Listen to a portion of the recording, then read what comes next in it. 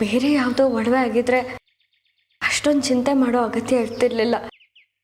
ಆದರೆ ಇದು ಚಿತ್ರಕ್ಕನ ಒಡವೆಗಳು. ಚಿತ್ರಕ್ಕ ಅಂದರೆ ನಿಮಗೆ ಎಷ್ಟಿಷ್ಟ ಅಂತ ಎಲ್ರಿಗೂ ಗೊತ್ತು.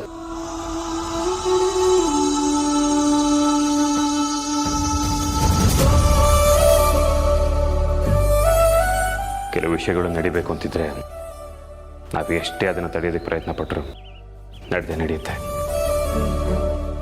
ಈಗ ರೈಸ್ ಮಿಲ್ ವಿಷಯನೇ ತಗೋ, ಫ್ಯಾಕ್ಟ್ರಿ ವಿಷಯನೇ ತಗೋ, ಎಲ್ಲದಕ್ಕೂ ನಾವು ಕಾರಣ ಹುಡ್ಕೋದಕ್ಕಾಗಲ್ಲ.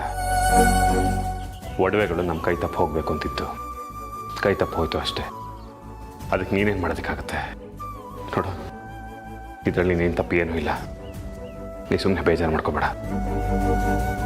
ಈಗ ಡೀಲರ್ಸ್ಗಳು ಬಂದು ಹಣ ಕೇಳಿದ್ರೆ ಏನು ಮಾಡೋದು ಮಾವ? ಎಲ್ಲ ಕಡೆಯಿಂದನೂ ಹಣದ ವ್ಯವಸ್ಥೆಗೆ ಏನಾದರೂ ಒಂದು ತೊಂದರೆ ಆಗ್ತಾನೆ ಇದೆ. ನಮ್ಮ ಪ್ರಯತ್ನ ಎಲ್ಲ ವ್ಯರ್ಥ ಆಗ್ತಿದೆ. ಪ್ರಯತ್ನಗಳು ವ್ಯರ್ಥ ಆದರೂ ನಾವು ಮತ್ತೆ ಪ್ರಯತ್ನಿಸೋದನ್ನು ಬಿಡಬಾರ್ದು ಬೆಳ್ಳಿ. ನನಗೆ ಗೊತ್ತು, ಡೀಲರ್ಸ್ಗಳು ಬರ್ತಾರೆ.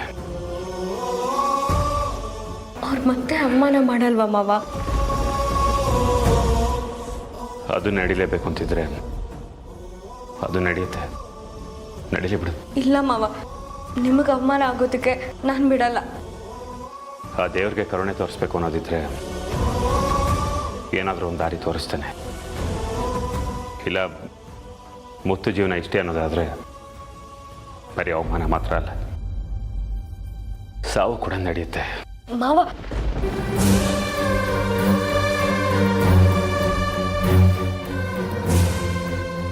ಇಲ್ಲ ಮಾವ, ನಮ್ಮ ಕಷ್ಟಗಳೆಲ್ಲ ತೀರುತ್ತೆ. ಸಾಲ ತೀರ್ಸೋದಕ್ಕೆ ಆ ದೇವ್ರ ರೂಪದಲ್ಲಿ ಯಾರಾದರೂ ಒಬ್ರು ಬಂದೇ ಬರ್ತಾರೆ. ಎಲ್ಲ ಆರಂಭಕ್ಕೂ ಒಂದು ಅಂತ್ಯ ಇರುತ್ತೆ. ಇಷ್ಟು ದಿನ ನಾವು ಸುಖವಾಗಿದ್ವಿ, ಈಗ ಅಂತ್ಯದ ಹಾದಿಲಿದ್ದೀವಿ. ಕಷ್ಟಗಳು ಆದಷ್ಟು ಬೇಗ ಹೋಗುತ್ತೆ ಮಾವ, ನಂಬಿಕೆ ಇಡಿ.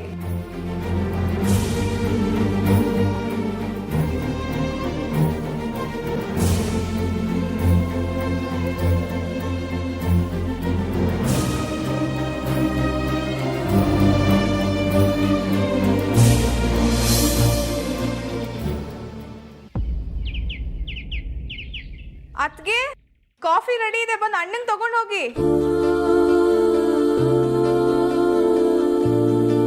ಐಶು, ಅನ್ನಕ್ಕೆ ಇಟ್ಬಿಡು, ನಾನು ಬಂದು ಸಾಂಬಾರು ಮಾಡ್ತೀನಿ. ಸರಿ ಅದ್ಕೆ.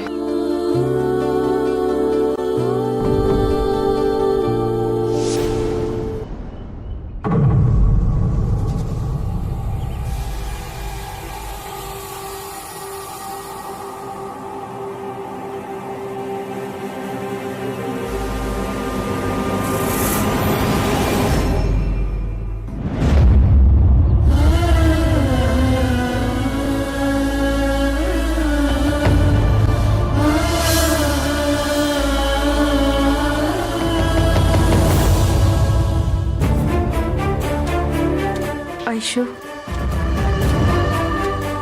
ಅದಕ್ಕೆ ಒಂದು ಕಾಳು ಅಕ್ಕಿನೂ ಇಲ್ಲ, ಅಂಗಡಿಯಿಂದ ಹೊಸದಾಗಿ ತರಬೇಕು. ರೈಸ್ ಮಿಲ್ ನಡೆಸ್ತಿದ್ದವ್ರ ಮನೆಯಲ್ಲೇ ಒಂದು ಬುಕ್ಸೆ ಅಕ್ಕಿನೂ ಇಲ್ದಾಗೋಯ್ತಲ್ಲ. ಹೋದ ವಾರನೇ ನೆನಪಿಸ್ಬೇಕು ಅಂದ್ಕೊಂಡೆ, ಆದರೆ ಮನೆ ಪರಿಸ್ಥಿತಿಲಿ ಗಮನ ಎಲ್ಲ ಆ ಕಡೆನೇ ಹೊರಟೋಯ್ತು. ಮುಂಚೆ ರೈಸ್ ಐಟಮ್ ಮಾಡೋಕ್ಕೆ ಎಷ್ಟು ಅಕ್ಕಿ ಖರ್ಚು ಮಾಡ್ತಿದ್ವಿ, ಆದರೆ ಈಗ ಹೊಟ್ಟೆ ತುಂಬಿಸ್ಕೊಳ್ಳೋಕ್ಕೂ ಕಷ್ಟ ಪಡೋವಂಥ ಪರಿಸ್ಥಿತಿ ಬಂತಲ್ಲ. ಅದಕ್ಕೆ ಈಗೇನು ಅಕ್ಕಿ ವ್ಯವಸ್ಥೆ ಮಾಡಬೇಕು ತಾನೆ? ನಾನು ಮಾಡ್ತೀನಿ, ನೀನು ಯೋಚನೆ ಮಾಡಬೇಡ.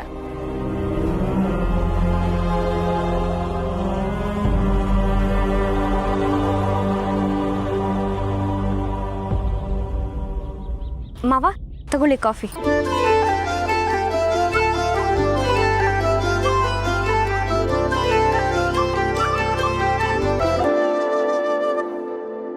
ಬೆಳ್ಳಿ, ದುಡ್ಡು ಬೇಕಿತ್ತ?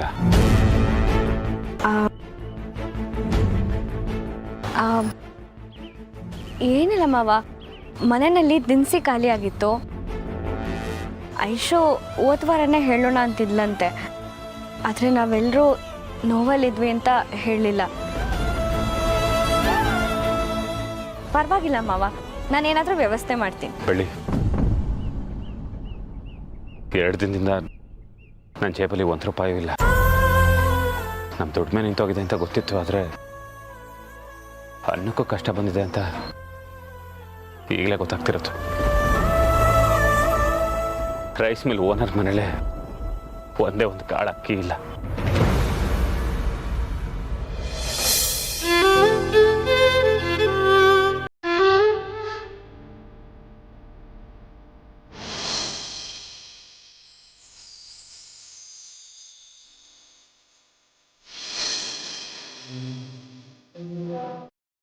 ಮಾವ ಕೈ ಕೊಡಿ.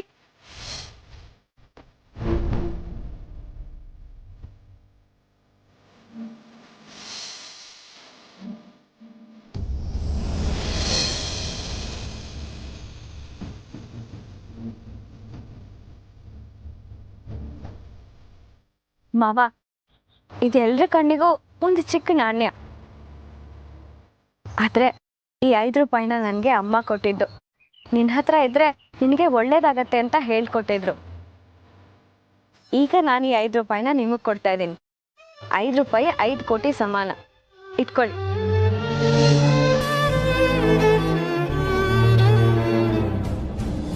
ನಿನಗೆ ಸಂತೋಷ ಆಗುತ್ತೆ ಅನ್ನೋದಾದ್ರೆ ನಾನು ಖಂಡಿತವಾಗ್ಲೂ ಇಟ್ಕೋತೀನಿ ಬೆಳ್ಳಿ. ದಿನಸಿ ಬಗ್ಗೆ ನೀವು ತಲೆ ಕೆಡಿಸ್ಕೋಬೇಡಿ, ಏನಾದರೂ ವ್ಯವಸ್ಥೆ ಆಗೇ ಆಗತ್ತೆ. ಹೇಗೆ ಬೆಳ್ಳಿ? ನೀವೇ ಹೇಳಿದ್ರಲ್ಲ ಮಾವ, ಎಲ್ಲ ಕಷ್ಟಕ್ಕೂ ಒಂದು ಅಂತ್ಯ ಇರುತ್ತೆ ಅಂತ. ಹಾಗೆ ಇದಕ್ಕೂ ಪರಿಹಾರ ಸಿಕ್ಕೇ ಸಿಗತ್ತೆ. ನೀವೇನು ಯೋಚನೆ ಮಾಡಬೇಡಿ.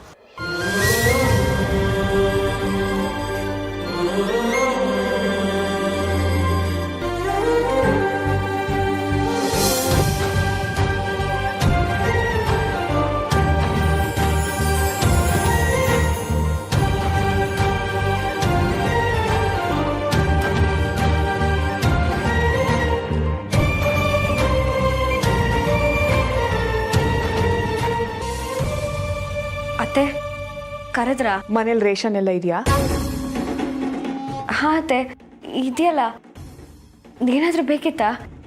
ನಮ್ಮ ಫ್ಯಾಕ್ಟ್ರಿಲಿ ಕೆಲಸ ಮಾಡೋ ಒಬ್ಬರಿಗೆ ಸ್ವಲ್ಪ ಅಕ್ಕಿ ಬೇಕಿತ್ತಂತೆ. ಶರ್ಮಿಳನ್ ಕೈಲಿ ಹೇಳಿ ಕಳಿಸಿದ್ರು, ಅದಕ್ಕೆ ಕೇಳಿದೆ.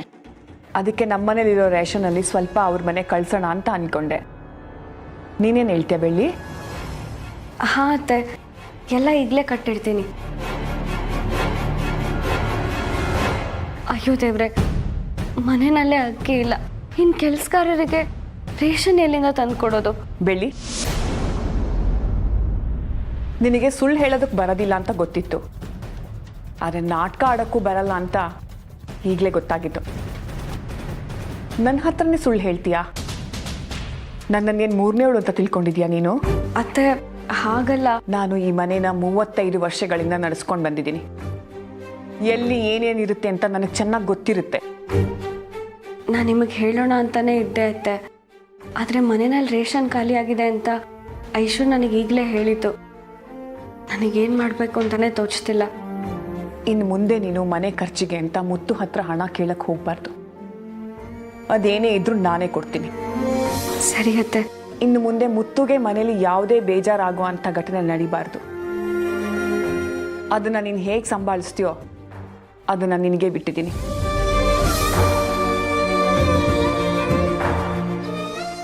ನೋಡೋಣ ಅದನ್ನು ಸರಿಯಾಗಿ ನಿಭಾಯಿಸ್ತೀಯ ಅಲ್ವಾ? ಹ್ಞೂ ಅತ್ತೆ, ಮುತ್ತು ಮಾವಂಗೆ ಯಾವ ತೊಂದರೆನೂ ಕೊಡೋಲ್ಲ. ಐಶುನ್ ಬರೋದಕ್ಕೆ ಹೇಳು, ರೇಷನ್ ತೊಗೊಂಡು ಬರೋದಕ್ಕೆ ಅಂತ ಹಣ ಕೊಡ್ತೀನಿ.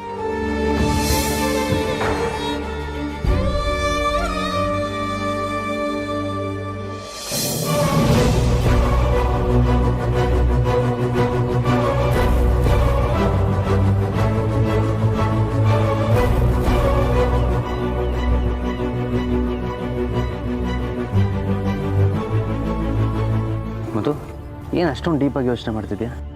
ಅಂಥ ವಿಶೇಷ ಏನಿದೆ ಈ ಚಿಕ್ಕ ಕಾಯಿನಲ್ಲಿ? ಇದು ಚಿಕ್ಕದೇ ಇರ್ಬೋದು ಕಣ, ಆದರೆ ಇದು ನನಗೆ ಕೊಟ್ಟಿರೋ ಆತ್ಮವಿಶ್ವಾಸ ಮಾತ್ರ ತುಂಬ ದೊಡ್ಡದು. ಇವತ್ತು ನನ್ನ ಜೇಬಲ್ಲಿ ₹1 ಕೂಡ ಇರಲಿಲ್ಲ. ₹1 ಸೇರಿದ್ರೇ 1 ಕೋಟಿ ಆಗೋದು ಅಂತ ಹೇಳಿ ಯಾರೋ ಒಬ್ಬರು ನನಗೆ ಈ ಕಾಯಿನ್ ಕೊಟ್ಟರು. ಯಾರು ಕೊಟ್ಟಿದ್ದು ಹೇಳು? ಬೆಳ್ಳಿ?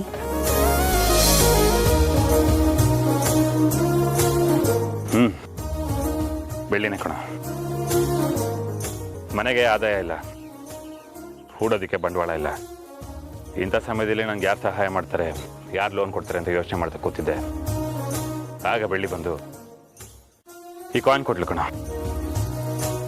ಅವ್ರು ಕೊಟ್ಟಾಗ ಆ ಕ್ಷಣಕ್ಕೆ ನಂಗೇನು ಅನಿಸ್ತಿಲ್ಲ. ಆದರೆ ಈಗ ಇದರಿಂದಾನೇ ನಾನು ಏನಾದರೂ ಸಾಧಿಸ್ಬೋದು ಅನ್ನೋ ಧೈರ್ಯ ಬರ್ತಾ ಇದೆ.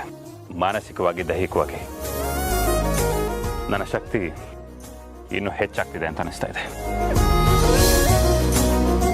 ಮುತ್ತು, ಈ ಹುರುಪು ನೋಡಿ ತುಂಬ ದಿನ ಆಗಿತ್ತು ಕಣು. ನನಗೀಗ ಹಳೆ ಮುತ್ತು ಕಾಣಿಸ್ತಿದ್ದಾನೆ, ಅವಾಗಿನ ಮುತ್ತು. ಆಮೇಲೆ ಬ್ಯಾಂಕ್ ಮ್ಯಾನೇಜರು ಬ್ಯಾಂಗ್ಳೂರಿಂದ ಬರ್ತಿದ್ದಾರಂತೆ. ಯಾಕೆ ನೀನು ಒಂದ್ಸರಿ ಲೋನ್ ಬಗ್ಗೆ ಅವ್ರ ಹತ್ರ ಮಾತಾಡಬಾರ್ದು? ಹಾಂ, ಈಗಲೇ ಕಾಲ್ ಮಾಡ್ತೀನಿ.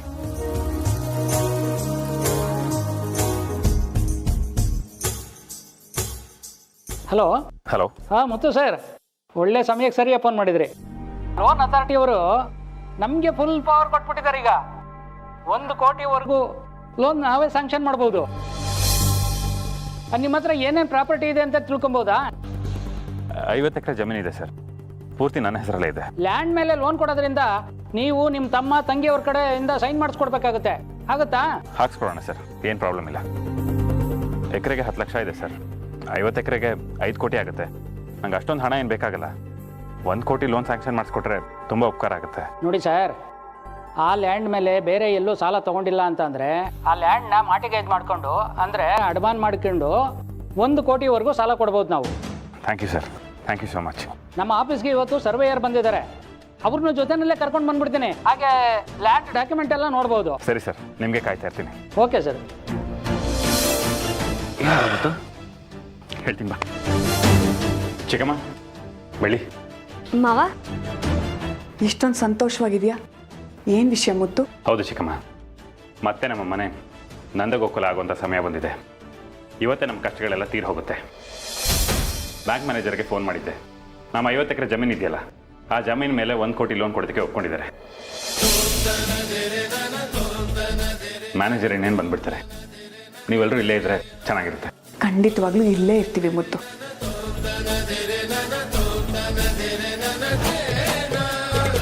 ನಮಸ್ಕಾರಮ್ಮ. ನಮಸ್ತೆ. ಮನೆಯೆಲ್ಲ ಚೆನ್ನಾಗಿದೆ. ಯಾವುದಕ್ಕೆ ಎಷ್ಟು ಲೋನ್ ಕೊಡ್ಬೋದು ಅಂತ ಬಿಟ್ಟು ನಮ್ಮ ಲೋನ್ ಡಿಪಾರ್ಟ್ಮೆಂಟ್ನವ್ರು ಒಂದ್ಸರಿ ನೋಡಿ ಹೇಳ್ಬಿಟ್ರೆ ನಿಮಗೆ ಈಸಿಯಾಗಿ ಲೋನ್ ಸ್ಯಾಂಕ್ಷನ್ ಆಗುತ್ತೆ. ಇನ್ನೇನು ಸರ್ವೇಯರ್ ಬಂದ್ಬಿಡ್ತಾರೆ. ಅವ್ರು ಬಂದು ಒಂದ್ಸರಿ ರೆಕಾರ್ಡೆಲ್ಲ ನೋಡಿ ಹೇಳ್ಬಿಟ್ರೆ ನಾವು ಈಸಿಯಾಗಿ ಲೋನ್ ಸ್ಯಾಂಕ್ಷನ್ ಮಾಡ್ಬೋದು. ಸರ್, ಲ್ಯಾಂಡ್ ಡಾಕ್ಯುಮೆಂಟ್ಸ್ ತರಿಸಿದ್ರೆ ಚೆಕ್ ಮಾಡ್ಬೋದಿತ್ತು. ಷಣ್ಮುಖ,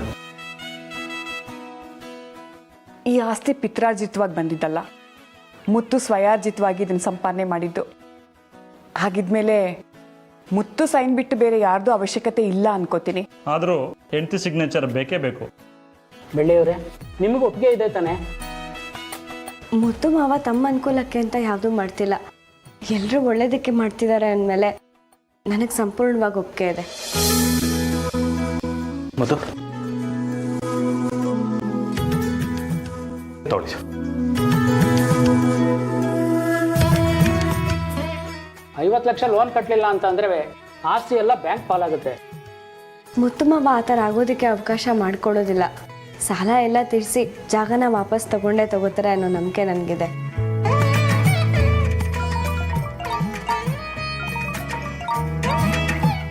ಒಂದು ನಿಮಿಷ. ಹಲೋ. ಏನಪ್ಪ ಮುತ್ತುರಾಜ್, ಫೋನ್ ಮಾಡಿದ್ರೆ ಫೋನ್ ರಿಸೀವ್ ಮಾಡಲ್ಲ. ಹಿಂಗಾದ್ರೆ ಹೆಂಗಪ್ಪ ನಮ್ಮ ಗೊತ್ತೇ? ಹಾಂ, ನಾಳೆ ಬೆಳಗ್ಗೆ ಅಷ್ಟೊತ್ತಿಗೆ ಹಣ ಅರೇಂಜ್ ಆಗುತ್ತೆ. ಬೆಳಗ್ಗೆ ಬಂದು ದುಡ್ಡು ತೊಗೊಂಡು ಹೋಗ್ಬೋದು. ನೋಡ್ರಿ, ನಾಳೆ ಎಲ್ಲ ಬರ್ತಾ ಇದ್ದೀವಿ. ಏನಾದರೂ ಮಾತಿಗೆ ತಪ್ಪಿದ್ರೆ ನೀ ಜೈಲ್ಗೆ ಹೋಗೋದನ್ನು ಯಾರೂ ತಪ್ಸಕ್ಕಾಗಲ್ಲ. ಲೋನ್ ಸ್ಯಾಂಕ್ಷನ್ ಆಗುತ್ತೆ. ಬೆಳಗ್ಗೆ ಎಲ್ಲರೂ ಹಣನ ಕೊಡ್ತೀನಿ. ನೋಡೋಣ ಬಿಡಿ, ನಾಳೆ ಎಲ್ಲ ಗೊತ್ತಾಗುತ್ತಲ್ಲ. ಬನ್ನಿ ಬನ್ನಿ ಮಹೇಶ್. ಮುತ್ತು ಅಂತ. ನಮಸ್ಕಾರ. ನಮಸ್ಕಾರ. ಇವರು ನಮ್ಮ ಸರ್ವೆ ಆಫೀಸರು.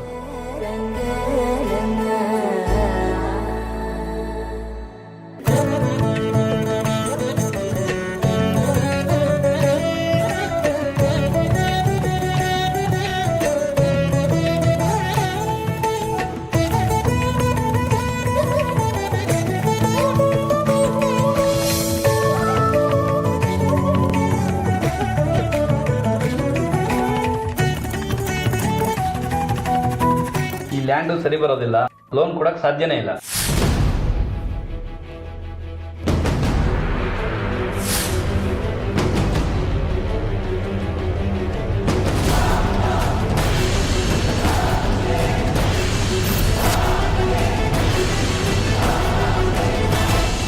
ಏನು ಸರ್ ಹೀಗೆ ಹೇಳ್ತಿದ್ದೀರಾ?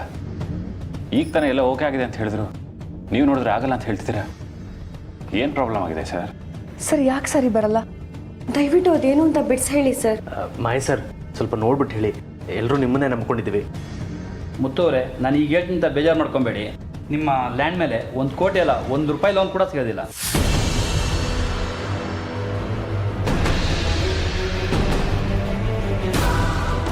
ಅಲ್ಲ ಸರ್, ಯಾಕೆ ಏನಾಗಿದೆ? ಮತ್ತು ಸರ್ ಒಂದು ನಿಮಿಷ ನಾನು ವಿಚಾರಿಸ್ತೀನಿ. ಏನು ಸರ್ ಲ್ಯಾಂಡ್ ಇವ್ರ ಹೆಸರಿನಲ್ಲಿಲ್ವಾ? ಇವ್ರ ಹೆಸರಲ್ಲೇ ಇದೆ, ಆದರೆ ಒಂದು ದೊಡ್ಡ ಪ್ರಾಬ್ಲಮ್ ಇದೆ. ಏನಾಗಿದೆ ಸರ್? 50 ಎಕರೆ ಜಾಗದಲ್ಲಿ ಹೈವೇ ಬರ್ತಾ ಇದೆ. ಬರ್ತಿರೋದು 6 ವೇ. 50 ಎಕರೆ ಜಮೀನಲ್ಲಿ 30 ಎಕರೆ ರೋಡ್ಗೆ ಹೋಗುತ್ತೆ. ನೋ, ಹೀಗಾಗೋದಕ್ಕೆ ಸಾಧ್ಯನೇ ಇಲ್ಲ. ಏನು ಹೇಳ್ತಿದ್ದೀರಾ ಸರ್ ನೀವು? ಮುತ್ತು, ನೀನು ಸ್ವಲ್ಪ ಸಮಾಧಾನ ಮಾಡ್ಕೊ, ಏನು ಅಂತ ನಾವು ವಿಚಾರಿಸೋಣ. ನೋಡಿ ಚಿಕ್ಕಮ್ಮ, ಇವ್ರು ಹೇಳ್ತಿರೋದನ್ನ. ನನ್ನ ಮಾತು ಸುಳ್ಳಾದರೆ ಪೇಪರಲ್ಲೇ ಬಂದಿದೆ ನೋಡಿ ಸರ್.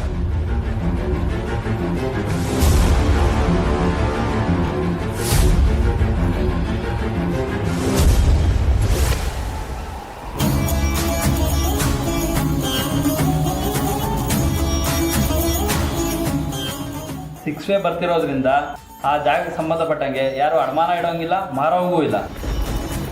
ದಯವಿಟ್ಟು ಹಾಗೆ ಹೇಳ್ಬೇಡಿ. ಈ ಲೋನ್ ಸಿಗಲಿಲ್ಲ ಅಂದರೆ ನಮ್ಮ ಜೀವನ ತುಂಬ ಕಷ್ಟ ಆಗ್ಬಿಡುತ್ತೆ. ನೀವು ಒಂದ್ಸರಿ ಚೆಕ್ ಮಾಡಿ ನೋಡಿ, ಯಾರ ಹತ್ರ ಮಾತಾಡಿ ನೋಡಿ. ಬೇಕಾದರೆ ತುಂಬ ಬೇಗನೆ ಲೋನ್ನ ತೀರ್ಸೋಕ್ಕೂ ನಾವು ಟ್ರೈ ಮಾಡಿಬಿಡ್ತೀವಿ. ನೋಡಿ, ನಾವು ಸಾಲ ಕೊಡಬೇಕು ಅಂತಲೇ ಇಷ್ಟು ದೂರ ಬಂದಿದ್ದು, ಅದರಿಂದ ನಮಗೂ ಅನುಕೂಲ ಇದೆ. ದಯವಿಟ್ಟು ಒಮ್ಮೆ ನೋಡಿ ಸರ್, ನೀವೊಬ್ಬರು ಓಕೆ ಅಂದರೆ ಅವರಿಬ್ಬರು ಲೋನ್ ಸ್ಯಾಂಕ್ಷನ್ ಮಾಡಿಬಿಡ್ತಾರೆ. ನಾವು ಲೋನ್ ಕೊಡೋಕ್ಕೆ ಸಾಧ್ಯನೇ ಇಲ್ಲ. ಹಾಗೇನಾದ್ರು ಲೋನ್ ಕೊಟ್ಟರೆ ನಾನು ಕೈಯಿಂದ ಕಟ್ಟಬೇಕಾಗುತ್ತೆ, ನಾನು ಕೆಲಸ ಕಳ್ಕೊಬೇಕಾಗುತ್ತೆ. ನಾವಿನ್ನು ಬರ್ತೀವಿ.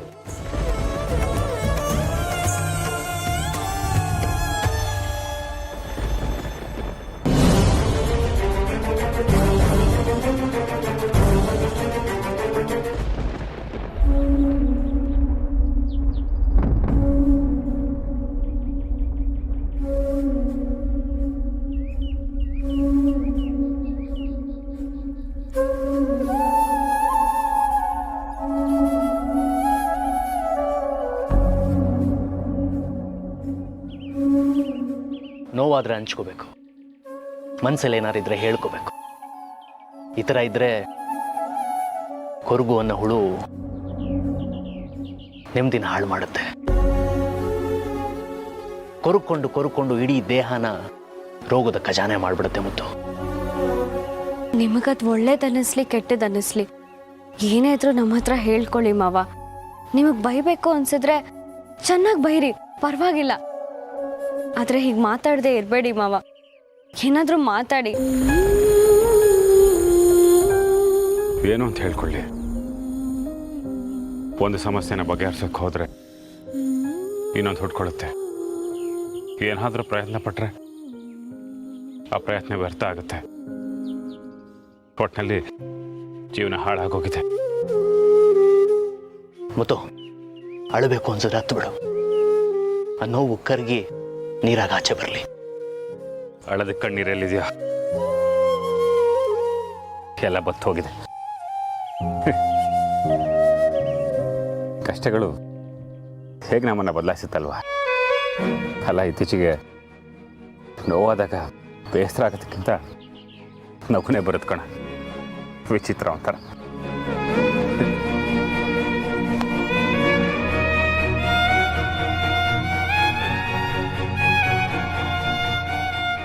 ನನ್ನ ಜೀವನ ಪೂರ್ತಿ ಮಣ್ಣಲ್ಲಿ ಮುಚ್ಚೋಗಿದೆ. ಆ ಮಣ್ಣಿಂದ ಆಚೆ ಬರೋದಕ್ಕಿಂತ ಮಣ್ಣಲ್ಲಿ ಮಣ್ಣಾಗ್ಬಿಡ್ತೀನೋ ಅಂತ ಅನಿಸ್ತಾ ಇದೆ.